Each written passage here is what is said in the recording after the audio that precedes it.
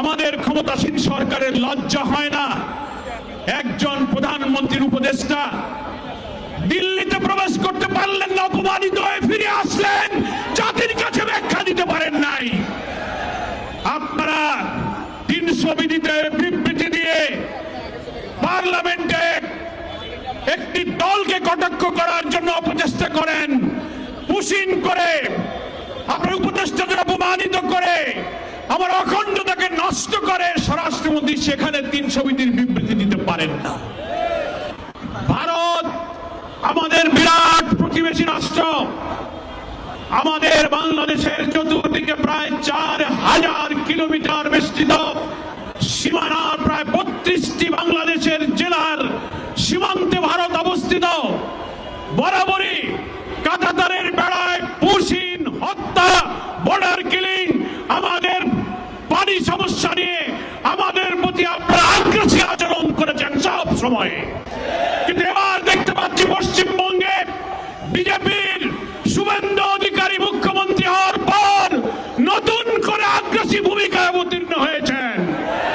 আমরা বলতে চাই, ভারতের যে সীমানা, ভারতের স্বাধীনতা, ভারতের সার্বভৌমত্ব, ভারতের অখণ্ডতার প্রতি আমরা শ্রদ্ধাশীল, কিন্তু আপনারা আমাদের অখণ্ডতার প্রতি সম্মান দেখাতে পারেননি। পশ্চিমবঙ্গের নির্বাচনের পর শুভেন্দু অধিকারী যখন মুখ্যমন্ত্রী হলেন, কি আশ্চর্য ব্যাপার, একটি দেশের মুখ্যমন্ত্রী হয়ে তিনি বললেন শেখ হাসিনা শাহজালাল বিমানবন্দরে অবতরণ করবে, উনি 2 মিনিটে বাংলাদেশ দখল করবেন। এতে বোঝা যায় আপনারা আমাদের অখণ্ডতার প্রতি শ্রদ্ধাশীল নন। আমরা জানি আপনারা সেই আধিপত্যবাদী একটি দেশ, যে দেশে ফ্যাসিস্ট, বিতাড়িত, পতিত, পলাতক, খুনি অপরাধী শেখ হাসিনাকে আপনারা আশ্রয় দিয়েছেন।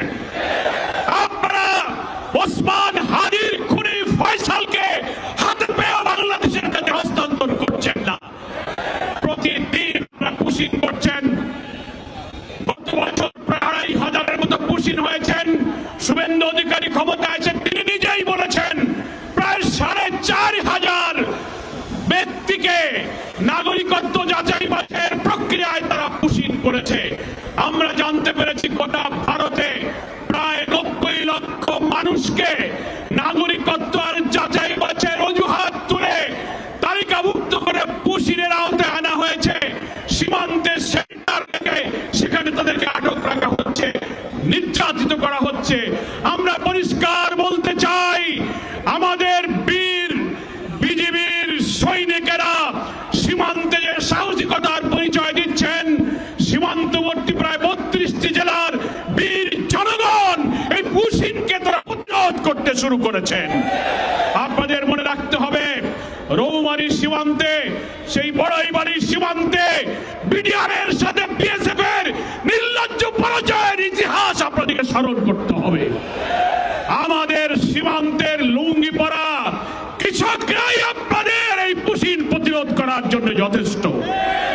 তাই আজকে 11 দল যারা আমরা আমাদের অখণ্ডতা, আমাদের স্বাধীনতার লাল সবুজ পতাকাকে সমুন্নত রাখতে বদ্ধপরিকর, আওয়ামী ফ্যাসিবাদকে বিদায়ের পর ক্ষমতাসীন বিএনপি সরকার জনগণের কাছে দেওয়া প্রতিশ্রুতি বিশ্বাস ভঙ্গ করে আবার সেই ফ্যাসিবাদের পথে যাত্রা শুরু করার প্রেক্ষাপটে আমরা 11 দলীয় ঐক্য বাংলাদেশে জনগণের আকাঙ্ক্ষা পূরণের জন্য আবার আমরা আন্দোলন শুরু করেছি। এই 11 দলীয় ঐক্য সমুন্নত রেখে আমাদের অখণ্ডতা, আমাদের স্বাধীনতা সর্বত্র রক্ষার জন্য আমাদের এই সংগ্রাম নিরন্তর, নিরবচ্ছিন্ন, অপ্রতিরোধ্যভাবে ইনশাআল্লাহ এগিয়ে যাবে। আমরা ভারতীয় সরকার এবং দেশের স্বাধীনতা সার্বভৌমত্বের প্রতি যেমন সম্মান দেখাই, তেমনি বাংলাদেশের সীমানা, আমাদের এই ভূখণ্ডের পানির সমস্যা, সীমান্ত সমস্যা, ব্যবসা বাণিজ্যের সব ক্ষেত্রে ন্যায্যতার, সমতার ভিত্তিতে আমরা সম্পর্ক চাই। আমরা বৈষম্য, আধিপত্যবাদী এবং নিজেদের উপরে দাদাগিরি, বাবুগিরি করে বাংলার বীর জনগণকে প্রধানত রাখা যাবে না। আমাদের সংগ্রাম চলবে। আপনারা ঐক্যবদ্ধ থাকবেন। জনগণের প্রতি, দেশবাসীর প্রতি আমাদের আহ্বান থাকবে যে আমরা সব সময় আমাদের অখণ্ডতা, স্বাধীনতার ব্যাপারে সচেতন থাকব। আমাদের ক্ষমতাসীন সরকারের লজ্জা হয় না। আধিপত্যবাদের সেবাদাস, তাদের কাছে দাস খত দিয়ে বাংলাদেশটাকে আবার তাদের কাছে বিক্রি করতে বসেছে। আপনার একজন প্রধানমন্ত্রীর উপদেষ্টা দিল্লিতে প্রবেশ করতে পারলেন না, অপমানিত হয়ে ফিরে আসলেন, জাতির কাছে ব্যাখ্যা দিতে পারেন নাই। আপনারা 300 বিধিতে বিবৃতি দিয়ে পার্লামেন্টে একটি দলকে কটাক্ষ করার জন্য অপচেষ্টা করেন, পুশিং করে, আপনার উপদেষ্টাদের অপমানিত করে, আমার অখণ্ডতাকে নষ্ট করে স্বরাষ্ট্রমন্ত্রী সেখানে 300 বিধির বিবৃতি দিতে পারেন না। তাই আমরা আজকে শাহবাগ চত্বরের এই মিছিল পূর্ব সমাবেশ থেকে দেশবাসীর প্রতি আহ্বান জানাবো। বিশেষ করে সীমান্তবর্তী 32টি জেলার বীর জনগণকে ধন্যবাদ জানাবো। আপনারা আমাদের লাল সবুজ পতাকাকে পাহারা দেবেন, বুকে অদম্য সাহস নিয়ে ভারতীয় আগ্রাসনের বিরুদ্ধে শক্ত করে আপনারা দাঁড়াবেন। বিজেপির বীর সৈনিকেরা যে সাহসিকতা দেখাচ্ছেন, বিএসএফ এর লোকেরা বিজেপিকে গুলি করতে চেয়েছে, ভিডিওতে দেখেছেন, বলে আমরা গুলি করে দেব। আমার মাটির বীর জনতা, তার প্রতিনিধি বিজেপি বলেছে আপনারা গুলি করলে কি আমরা বসে থাকবো? এই হচ্ছে বাংলার মানুষের সাহস।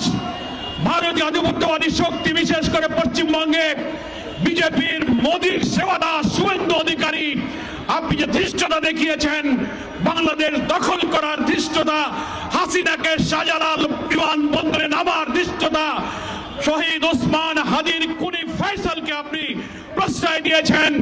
আমরা শহীদ ওসমান হাদির এই চত্বর থেকে ওসমান হাদির খুনিদের বিচার চাই এবং তার এই আজব হত্যাকারীকে বাংলাদেশে